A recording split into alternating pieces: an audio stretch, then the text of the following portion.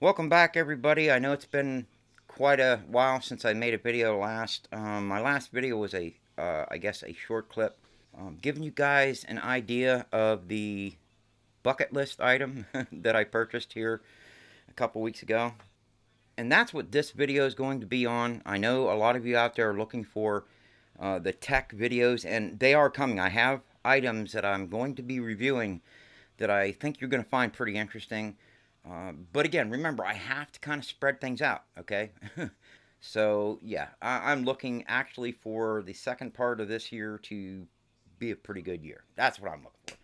Anyways, back to this video here. Yes, this is a bucket list item for me. I've always said that before I kicked the bucket, I said I'm going to own a Martin guitar, and preferably I wanted an HD-28. That's what I wanted. Well, while I was doing my shopping for a Martin HD-28, after I decided, okay, that's it, I'm doing it, I'm going to make the plunge, I actually started finding a couple, not a lot, of used guitars, because you can't buy them new anymore. Martin quit making them in 2017, I think. The Martin HD-28V. That's the one I went with for a lot of reasons. And when we come back, I'm going to go over all the specs of this guitar, why I chose this over just a standard Martin HD-28 or just the standard Martin D-28. So we'll be going over all that when we come back.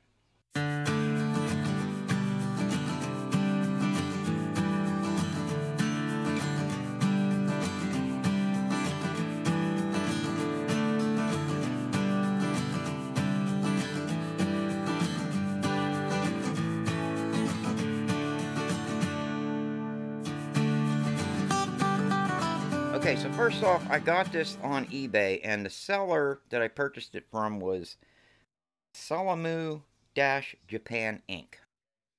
So it had to be shipped from Japan back to America for me. I discussed earlier my options. I always wanted to get a Martin D-28. I love the D-28 because I like a rosewood guitar. Look at my Recording King. I got that RD-328 because it was as close to a Martin D-28 that I would ever get to. And as a matter of fact, that Recording King is closer to a Martin HD-28 than most people will get for under $1,000.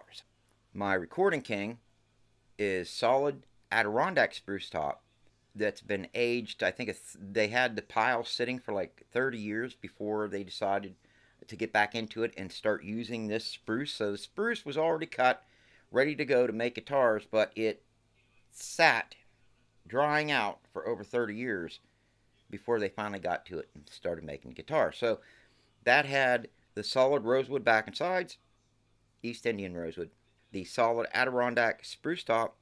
It had a one-piece mahogany neck with the compound dovetail neck joint, all wood glue used, not hide glue, but, you know, standard wood glue, no epoxy. But again, it had that plastic finish on it, okay, like all guitars coming from overseas has. Again, one of the reasons I wanted to get a Martin guitar, or an American-made guitar, at least Martin Gibson, was because I wanted that lacquer finish. The lacquer finish is really super thin. I wanted the HD-28 because it was a scalloped guitar. And again, like I said, when I was looking for guitars, I ran across the I kept seeing this HD-28V. So when I was looking at that guitar, what I noticed, it had a through saddle. And basically what a through saddle is it's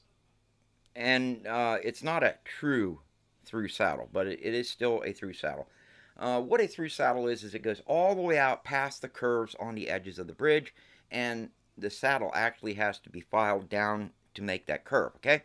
More like what they would put on the older 40s and 50s Martin guitars. I think in the early 60s, mid 60s and on, they started making them with the blind saddle. Again, that was another reason I wanted it. Plus, it also had a V neck. I was used to my V-shaped neck on my Recording King, even though I didn't like its really harsh V shape, like they made them back in the 40s. This one had a V shaped neck. But the one that's on mine isn't as pronounced as the one that's on my Recording King. Not even close. I love the neck on this guitar. But again, that is one of the reasons I wanted to go with this guitar, was because it had the through saddle, and it was basically kind of built like they built them back in the olden days, even though it wasn't built back in the olden days. Mine's a 2005. In its construction, it's got a compound neck joint. The body size is a D body size dreadnought, 14th fret. The top on it is Sitka spruce. The rosette is a multi-stripe. The bracing pattern is a forward shifted X brace. The brace shape, scalloped. Brace material, again, is Sitka spruce. I do know that in some of them they actually use Adirondack for the bracing, but in this one it's all Sitka spruce top and bracing. The brace size is 5/16. That means, you know, how wide the brace is. It's 5/16 at its widest point. Of course, it narrows out at the top, and it is scalloped. Now, the back material is East Indian rosewood. The back purfling is a strip, the zigzag. Side material, East Indian rosewood. The end block, it is plastic, but it's grained to make it look like, I guess, ivoroid, old elephant kind of ivoroid stuff. But it is plastic. I think it looks good. It's the same kind of binding that's on my Recording King RD328. The top inlay has the bold herringbone. The back inlay is multi-striped. Neck material, mahogany. Neck shape, modified V. Now remember, that neck on the Martin, just like my Recording King, again, is one piece. Now a lot of guitars are trying to save a little bit more wood, and they are stacking the mahogany, and that's good. There's nothing wrong with that. But what I find is they don't drill through and put a dowel in there and glue that all together. And I think if they're going to do that, they need to drill and put some dados or dowels through it to completely connect those together, and don't just count on a face-to-face glue joint. This guitar is just one piece. And if you ever watch how they make it, they actually have their blocks of wood cut into parallelograms. That way there's actually very little waste when they do a full piece neck out of a parallelogram. The neck shape is a modified V. It's a very low profile V. Neck taper, standard taper. The nut material is bone. The headstock shape, solid with a square taper and a diamond. Now the overlay material on the headstock is East Indian rosewood. Headplate logo style, it is a script old style overlay, basically a decal. Fingerboard material, ebony. That is one of the reasons I wanted a Martin D28, is because, again, I love my Recording King, but I really wish they would have used ebony for the fingerboard and the bridge. Yes, and I've heard people say, you know, rosewood has a better sound than ebony for a bridge. And believe me, they do have different tone qualities when you start replacing the bridge with other material. Ebony, maple, rosewood, you know, stuff like that. I prefer ebony. I kind of like the sound. I always have. And again, this was my bucket list item, so I wanted to make sure I got it how I liked it. Scale length on this is 25¼ inches. The neck to body joint is at the 14th fret. It has 20 total frets. Nut width is 1 11/16 inch. The neck width at the 12th fret is 2 1/8. The fingerboard inlay, abalone snowflake / diamond. It's like a diamond with little cuts into it. I call it a snowflake. It's not really a snowflake. It is a diamond. I actually like it. I think they did a great job with it. It is abalone, so it's not just pearl. Either way, I would have been happy, but I really like it. It has that custom look to it. Side dots are white. Of course, this is a right-handed guitar, so it's going to be on the top. If you're right-handed, you know them, the dots that you're looking for. How anybody could have a guitar without those side dots and play? I mean, I guess you would get used to it, but I really use those side dots, especially when I'm going up and down the fretboard. The back and sides finish is a gloss lacquer. top finish, again, gloss lacquer. Very, very thin gloss lacquer. The bridge material is ebony. Again, that was another one of the reasons I wanted it. Bridge style. It is a modern belly long saddle. So, if I could show you guys this, and I'll kind of show you what I mean. If you guys can see that, you can see how it goes all the way through. And, well, what I'll put in B-roll and show you. Again, that was another reason I wanted this style guitar. I like that kind of saddle. Now, this isn't a true through saddle. It's actually milled down in like a standard saddle. So this goes down into the bridge even deeper yet. A true through saddle just slides into that slot, and a lot of times you just glue it. You have to glue it in. I don't think this is glued in, although I tried to pull it out just with my fingers. I couldn't pull it out. So it may be glued in. I don't think it is. This guitar still has plenty of room. I actually took it down some to get a good string height on the 12th fret. So I did have to file that down. And that's another thing about those through saddles. You know, on all my other guitars, I can just pull the saddle out, get a piece of sandpaper, flat surface, and then I just sand it. You sand the bottom of the saddle down to where you want it, put it back in your guitar, you're good to go. You can't do that with this saddle. You have to actually file it or sand it down while it's in the bridge on your guitar. So yeah, you've got to cover everything and make sure you don't nick or scratch anything. But once you get used to it, you know, it's not easy to do, but it's doable. Okay, now the bridge string spacing is 2 1/8 inches. Saddle is bone. Saddle radius is 16 inches. Actually, it is not 16 inches. The saddle radius is more like a 20-inch radius. It's actually a wider radius than the neck profile. The tuning machines are nickel open gear, which is another reason I got this. I wanted the open gear tuners, and Martin, these are Martin branded open gear tuners, and they look beautiful. I love them. They're very smooth. When you tune the guitar, it stays in tune. Again, I love it. Tuning knob style, they are the butterbean style. Bridge pin material is white plastic. Yeah, that is one thing I will be replacing on this. I'm going to go with bone pins. Pickguard material is the faux tortoise. And of course the case is Martin 545 Gib style. I wanted to say this guitar was first made in 1984 in a limited run, I guess, release. And then they started making it in a standard, part of the lineup in 1999, and it ran all the way up until 2018. I think I said 2017 earlier, but it was all the way up to 2018. I really wanted to do this video because I looked on YouTube for a good video that went in depth on this guitar as far as everything, the neck set, glue used. It's all the wood glue that Martin uses. But most of the people that did reviews just say, yeah, this is a all solid wood guitar by Martin. It's a great guitar. It's got the through saddle. They don't go into detail. Well, what kind of through saddle? Is it a true through saddle? So they don't tell you that. And I wanted to make this video so I could give you all of that information. What we're going to do right now is I'm going to let you guys hear what this guitar sounds like. I'm going to play a little bit of it, and then of course I'm going to let Noah play it.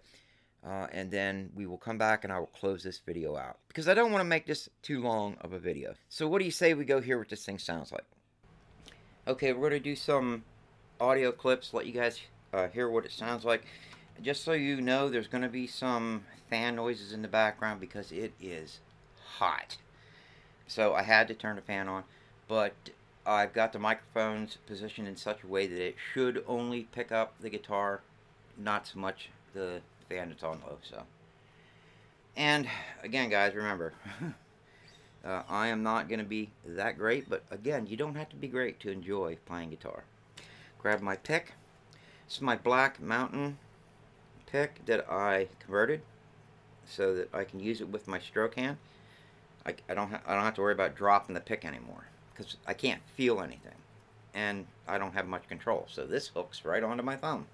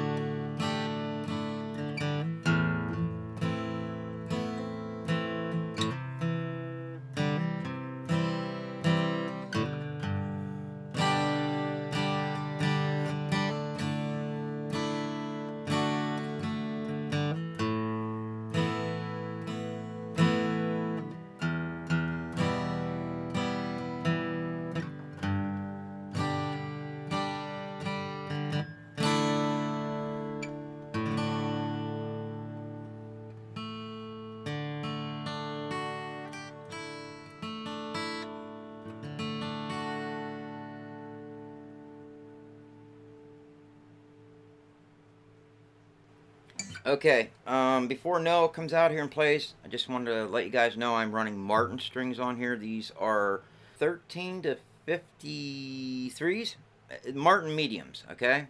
I thought I purchased a pack of Martin lights, and they ended up being 12 string. They sent me 12 string. I could have swore I ordered the Martin mediums. Anyways, so I put these on, and they're a little heavier than what I'm used to. I'm used to 12 to 53s. And it's got a 13 on the high E. Fine. It took a little to get used to. I'm going to tell you something else. Martin's string spacing is different than Gibson's. And, well, that's what it is. Guys, I love this guitar. I just cannot believe the sound. I'll go through the chords real quick, and then I'll turn it over to Nell. Start out with an A.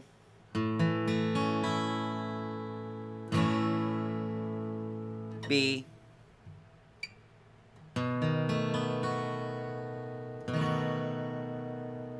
C,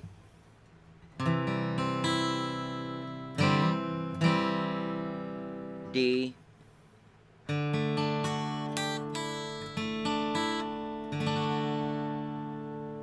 E,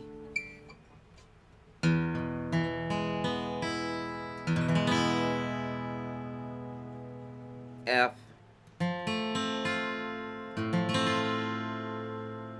and G.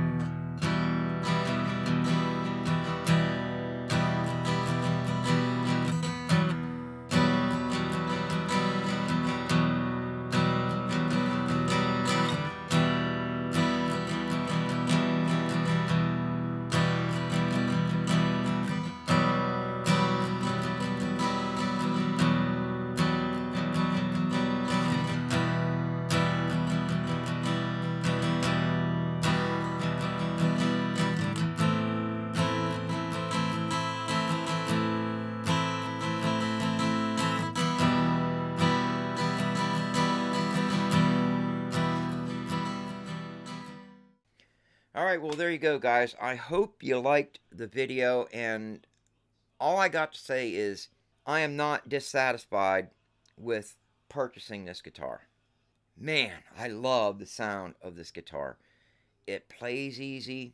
I love the neck profile. Even though the guitar has a high gloss finish, the neck has a satin finish.